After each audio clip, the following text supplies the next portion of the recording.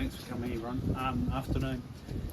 Today we're giving an update in terms of the operation here at the Mount.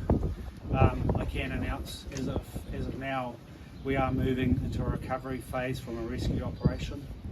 I just want to acknowledge all the USAR teams, the police dog handlers, the police officers, the firemen and contractors and many others who have been working tirelessly at this scene. Quite a remarkably large size scene for the last 2 days. All of those people working on site have been working for the rescue of 6 people who have been unaccounted for since Thursday morning in the slip, and their work has been nothing short of outstanding. And so I just want to mention that first up. We're now moving into a recovery phase, and this is heartbreaking news for us and also obviously the families involved. We have been working closely with them since Thursday morning. We're still talking about 6 unaccounted people, and those names will be released to media after this conference. I just also like to acknowledge the support of the fire service and many other agencies that have been working tirelessly over the last 2 or 3 days since Thursday morning, since this happened. There's been a lot of bravery shown in terms of the work going on. It's been difficult conditions. Everyone's been hoping for the best, but we're now in a situation where overnight we have now found human remains, and so we're working through that phase now. I'll just hand over now to the Chief Coroner, who can talk to that phase of things. Tēnā koutou katoa. I want to start by offering my sincere condolences to the families and friends of those who have lost their lives in the weather-related events. This is an unimaginably terrible time for those people who've lost the people they love. Here at the campground, human remains have been reported, as the District Commander has just said, and these are now in the custody of the Coroner. Recovery efforts continue. I want to assure the families and friends of those who are unaccounted for that once recovery of victims is possible, they'll be treated with dignity and respect. And where known, specific cultural needs will be met to the greatest extent possible. The victims who have died will be transported to the mortuary at Hamilton and kept there until they are able to be reunited with families. And I'll be speaking more with families today about the processes that are likely to be followed. Coroners have a specific role under the law. That includes making decisions about post-mortem examinations and, with the assistance of police and other specialists, determining the identification of those who are unaccounted for and those who died. In a case like this, as you can appreciate, identification can be a painstaking, complex, lengthy process, especially when people are seriously injured. That process takes time. We know families will be desperate to have the people they love reunited with them. We understand that, and that drives our actions. We'll be speaking to families again more about that later today.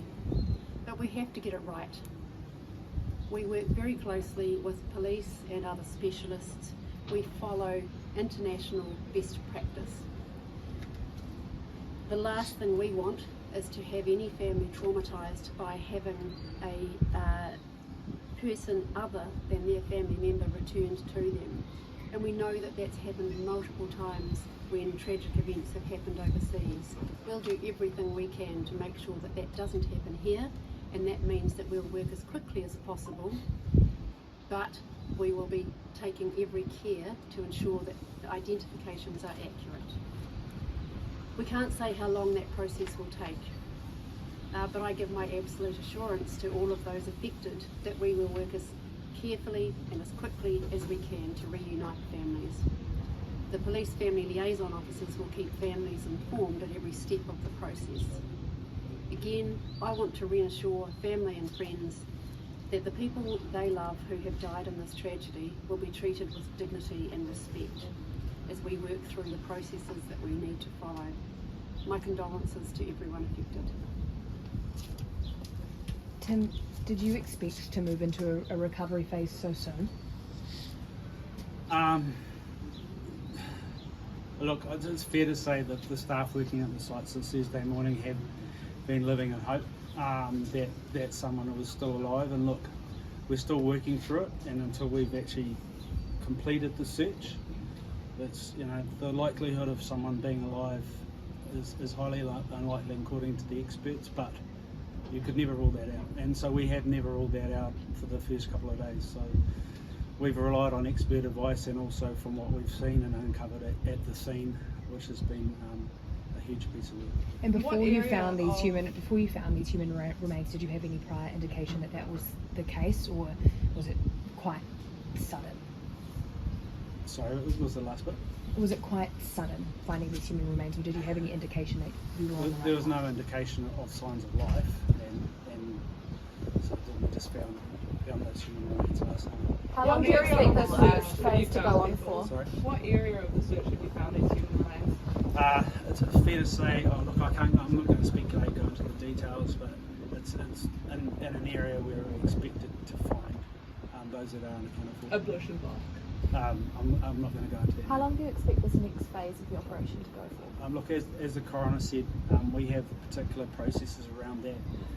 It's really important that we do the identification right, and we follow strict disaster identification processes.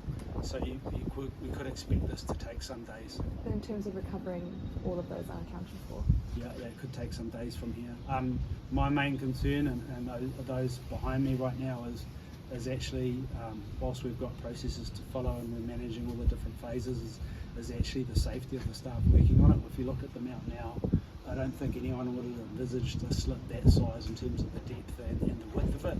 And you can see around it there's still a lot of mud and other aspects. So my primary consideration today is actually the health and well-being and safety of our own staff. And at what point did you find those remains, and at what point did you speak to family? Have you spoken to family? Yes, look, we've been speaking to the family throughout, obviously, and we've updated them in terms of everything that I've just disclosed now to them this morning. So they've been kept appraised in terms of what's going on. When did they get let know? Around about what time from when you found those remains? I know it would be. It's happened this morning. Yeah. Can you confirm how many people remain unaccounted for and how many are accounted for by finding these remains? Yeah, look, we're still going through a process in terms of what we're finding. We can say there are 6 unaccounted for that we know of. And we've gone through our list and ruled out other people who we're looking for. That's not to say that there isn't more, but what we can say, that's highly unlikely, because everyone who has been reported missing is accounted for. So those 3 you were searching for information on yesterday, they've now been accounted for? Yes, they have. Of those 6 people, how many are from overseas? I'm not going to go into that. We're going to release some names after that, and perhaps within that I just want to confirm that that's 100%. Is Did there those a families- risk of the search and the recovery being called off because of the danger of slips in that search area? Absolutely. Yeah. How likely Is is there a that? possibility that we might never get these bodies back? Well, I would imagine we'll work through our process and hopefully we will, but I'm not going to put people in further danger. None of us will. But we're continuing to manage that, and we've got some pretty strict parameters around those that are working on site right now. Are you worried about the weather that's about to roll through, given the fact that you're now in recovery? We're always worried about the weather. It rained last night, it's just rained before. That's something we'll keep an eye on, yes. I understand that there is a crack in the ground up towards the higher part of the mount that could be posing quite a significant risk of further slipping over the search area, is that correct? We rely on our geotechnical experts and our other use health and safety experts around that sort of thing. I'm not aware of this myself personally, a specific crack, but we have people working on that now. And you've been advised that there is quite a high likelihood of further slips? Well, I haven't been advised that, but as a layperson, if you look at it, that will have to be a concern, right? So you felt a bit nervous being around there, that's fair to say? Look, I think it's fair to say, and it doesn't matter what we're dealing with, whether it be this operation or any data policing operation, the health and safety and well-being of our staff on the ground is paramount. And in terms of identification for those victims that were found, what was that process like in ensuring that those families were let know that it was their loved ones that were affected? Was that an issue? Process is still ongoing, so it's not concluded. We're just starting that process So now. there's I not- don't know if the coroner wants to So there's speak not to that. full clarity for those family members that it is in fact their loved ones that were found? No, that's the process we're working through now. So what support's being offered to families of members of victims? We are wrapping around full support. Obviously, each family has a family liaison officer, and we're offering all the support and other experts and support people that are required. Everyone has different needs. And what do you make of people who have been kind of breaking through the cordon to come and look at the scene? Yeah, the mayor just alerted me to that, and we would take a fairly zero tolerance approach to that. And I'd expect if anyone actually breaks through a cordon or even considers going up the mount, that they'd be arrested and be put before the courts. Is it going to make you tighten the kind of rules around people, because you're letting at the moment residents come through the cordon?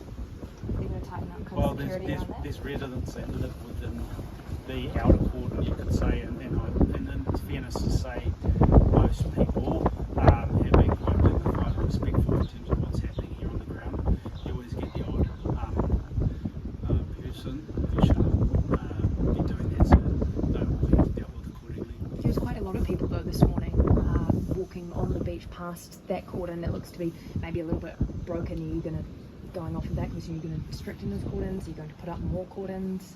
That's something we'll continue to work with. Yes. Is there a plan in place for moving the area around the cordon in terms of the safety risk for the people that are working there and the families, which I understand to have a kind of access point quite close to the inner cordon? Is there a plan in place should you need to pull back urgently in the case of another slip? Yeah, there's always plans in place. I mean, we're standing right here with businesses that are closed. We're continuing to reassess that every day in terms of the risk versus people need to access. Yeah. For you, Mia, I saw that you put on social media a video talking about those people breaking those cordons. Do you have anything you'd like to add on that? Or reiterate? I think just reiterate what the district commander has said. Most of our people have been fantastic, and the community has been very supportive. But we will not accept the behaviour of people trying to break the cordon. We've got CCTV footage up. We have got one of the people that broke the cordon this morning, and as the district commander has said, we will take every opportunity to punish those people, because it's just unacceptable. So that person is in custody? My understanding is they are. Look, this is just something that you're putting the rescue workers at risk. We've got families that are wanting their loved ones home.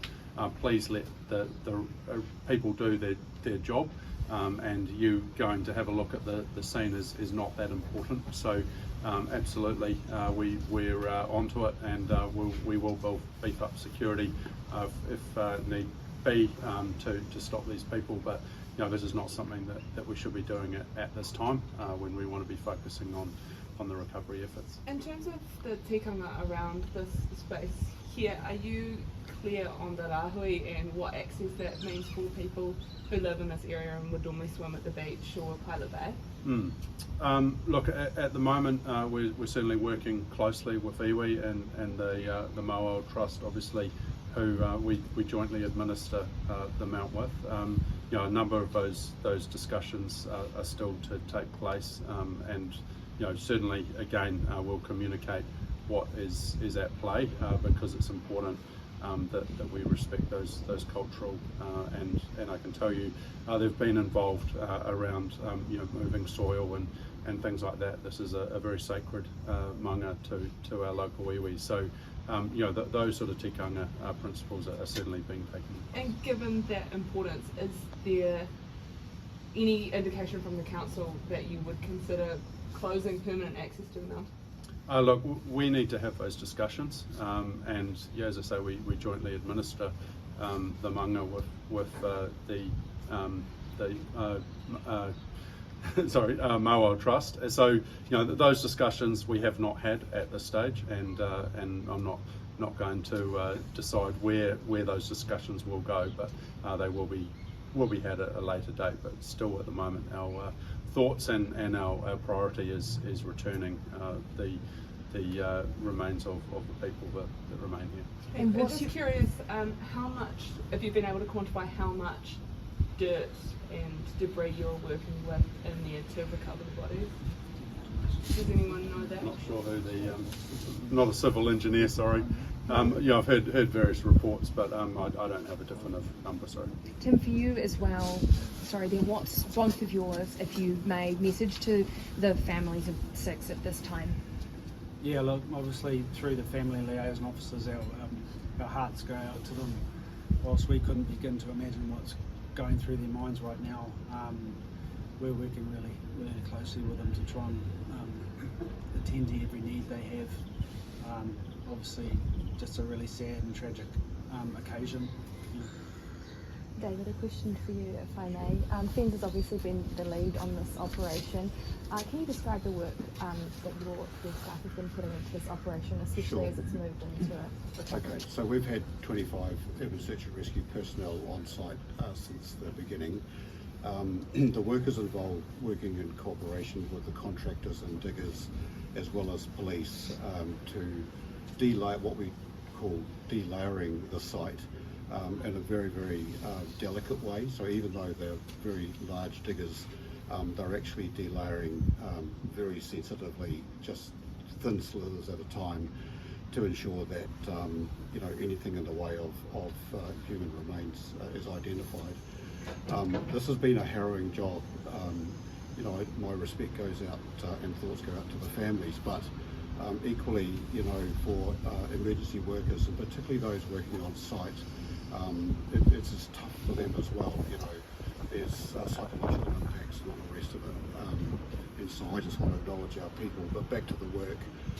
So they've been delayering, and we've had that primary focus of getting to parts of the slip where we believe from early intelligence people might be. And as the district commander mentioned earlier, this morning was sort of a breakthrough, in terms of where we've got to in that space. So, and that's kind of the decision. And I might say that from a fire emergency perspective, we're however, having said that, the way we operate isn't going to change. We're going to continue to work with police on that delayering until basically we're satisfied that we've gone as far as we can. And David, just to clarify, will that mean there's more people coming to help out here now, or less, or is it remaining the same? Our processes are to rotate people on an ongoing basis, and so we will continue those rotations until such time as police make the call that our services are no longer required. But in the meantime, we stay committed to carry on as we have done since the commencement. Did police become the lead agency now that it's recovery? Yes, as the district commander said, the DVI processes are quite specific, and it's really important that police manage those processes. So it's a change in command, but it's only a very slight change in the way we will be operating. Tim, just one more, sorry. Will families at any time be able to now come back possibly onto the site now that there is this clarification for them about their loved ones? Yeah, we all actually got access to accommodation, which is basically on site, if you like, right on the border of it, into one of the townhouses. So we'll certainly arrange that sort of access so long as it's safe for them.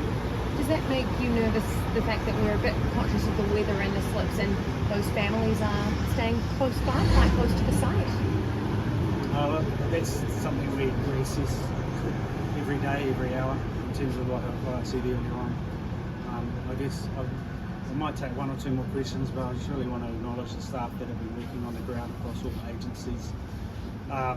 Some sterling work. I've got Senior Constable Barry Shepherd here. He turns over 50 years in policing this Wednesday. He is New Zealand's expert around DVI and SAR, so he's leading a team here that are doing some simply outstanding work. And I couldn't be more proud of Barry and the team that are here. Barry, can you ask, how does this operation compare? You've been in this for 15 years now. How does this compare to other operations you've worked on? What brings me to work here is the grieving lovely families who have lost people in here, and that's what motivates me every day. I don't really compare it to other jobs because all families have been tragic losses, right? Across all these disasters that we've had. And as I say, we just get stuck in every day to get close to them. Maybe wrap it up there, right? Thank you so much. Thanks, guys. Thanks for your time.